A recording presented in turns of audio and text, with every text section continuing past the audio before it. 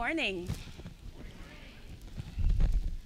I am a family medicine physician assistant who worked in a federally qualified health center in Houston, Texas, and I cured a patient of hepatitis C.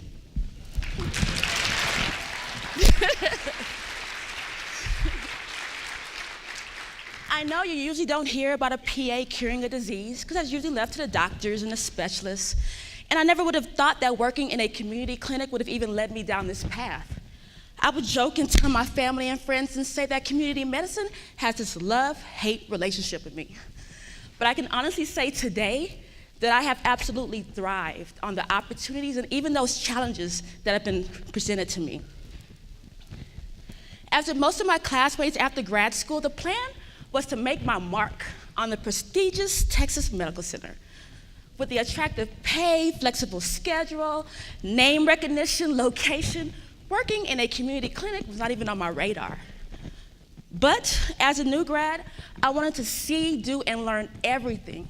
So instead, my career as a PA began in the very communities in which I was raised in, and that actually embraced my parents as immigrants to a new country. I think I was attracted to the fast pace, the patient population, and honestly, the opportunity to have someone else pay off my school loans for working in a healthcare shortage area. Well, clearly I asked for it because I was literally doing everything. Is anyone in the room familiar with the FQHC life? The load can be overwhelming with daily productivity quotas, encounters, patients aged 2 weeks to geriatrics. I feel like you experienced the full scope of medicine, the best learning environment for any new grad. Wait, you don't believe me? Week 1, family medicine, women's health, well, child exams, prenatal care up to 28 weeks, acute issues like upper respiratory infections and UTIs, and chronic issues like one of my most memorable patients who presented with weight, elevated blood pressure, uncontrolled blood sugar. He had been having intermittent chest pain for the past week, and all he's worried about is cough medicine for his cold. And this is all usually managed by a solo provider at times. And when you mix these appointments and these random walk-ins, trust me, your day can be even more enlightening. But what truly distinguishes FQHCs from most private medical practices is the fact that we cannot turn away, refuse care to any patient based on the inability to pay. So therefore, most of my patients were either uninsured or underinsured, which made managing some of their chronic issues more difficult. So when I was approached with the opportunity and the responsibility to further expand our primary care model to now include HIV management and Hep C treatment, I said what any loyal team member in a highly stressful environment would have said under the circumstances. No. No way. Because apparently this program had been approached, ignored, and avoided several times by our clinic administrators and even my medical director. So why in the world would I be that one to say yes? The more tenured staff had already said no. HIV and Hep C were not primary care issues, they said. This is a community clinic with limited funding, they said. We have way too many things to fix. I agreed. There's a lot of things going on. But you all know I didn't have a choice.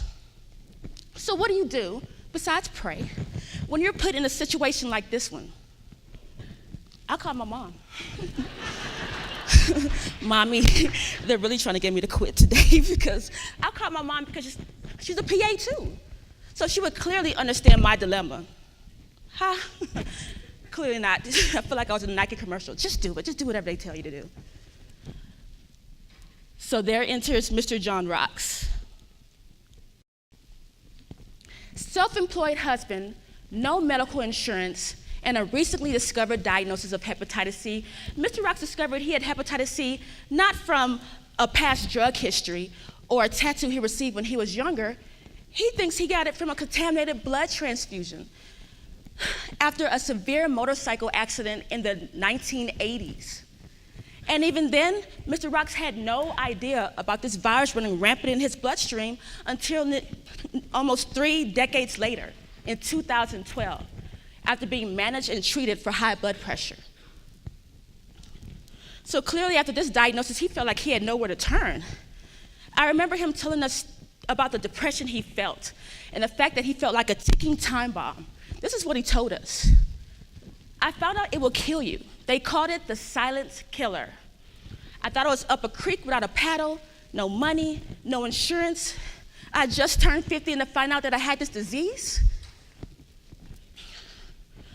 Well, after reading all this dire information on the internet, Mr. Rocks got up and went to his local clinic. Don't forget, he still didn't have insurance. And the clinic really was not equipped to manage this virus. So he was then referred to me as the referral specialist for further evaluation. And with his blessing, his case proceeded like any other to the new St. Luke's Baylor telehealth program, Project ECHO. If my thoughts could have had its own sitcom, its own reality show, I was scared. I was anxious. These people were going to have me get on this computer screen and look like a fool. But this team right here, this is Project ECHO Houston. They helped me and guided me through this process. Dr. Norman Sussman, Dr. Sarah Caudry, and Lizette Escamilla. If you're in this building, I need you to stand up and be recognized. Stand up.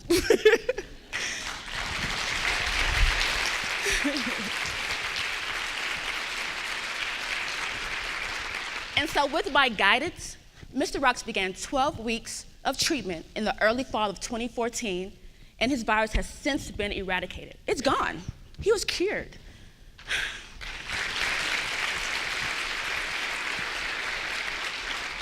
If you read stories about this Project ECHO, Mr. Rocks is quoted as saying, "Amen for ECHO," because he says it's a blessing. He said one year he thought he was going to die, and the next year he was cured of a disease. This program is doing so well, it was featured in the media. Mr. Rocks was the very first patient cured in our Project ECHO, and I was able to be a part of it. I had front row seats, VIP tickets. This is one of my favorite quotes from Dr. Sussman, who is the medical director, because this sums it up. This has literally changed my life and my career path. Providers like Madu are essential to making the system work. Our goal is if we see Mr. Rocks, we manage one patient. If we educate Renita Madu, she can see 20 patients. We are training an army of people. It's a force multiplier.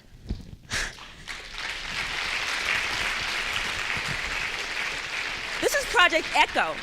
ECHO is great. We know this because it helps us deliver care to patients in underserved areas, but it empowers providers like me, like us, giving us the confidence and the knowledge to help patients we serve in ways we never thought possible.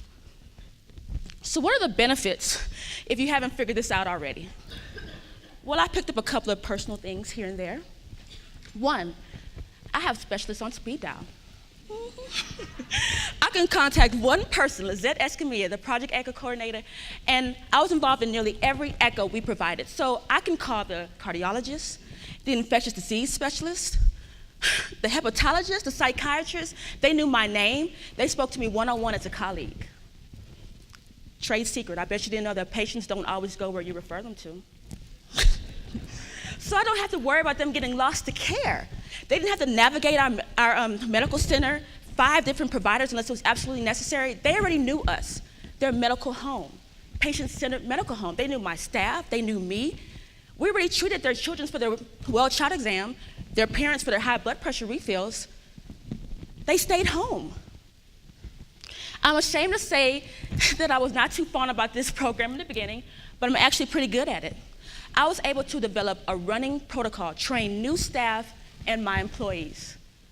My students, yes, I had students doing their family medicine rotation with me at the time.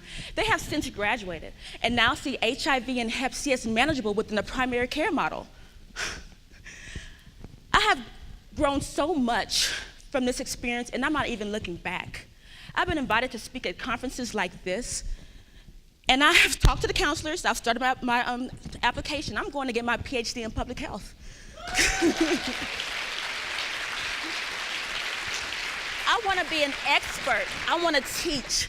I want to be able to develop protocols, implement these policies in communities like ours. With ECHO, I'm pretty hooked, but we still have a job to do.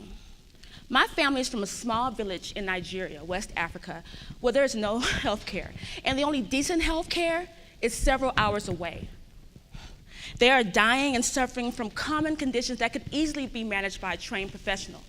And so if ECHO could come in and train the local village doctor and nurse the same way they did me, then I'm sold.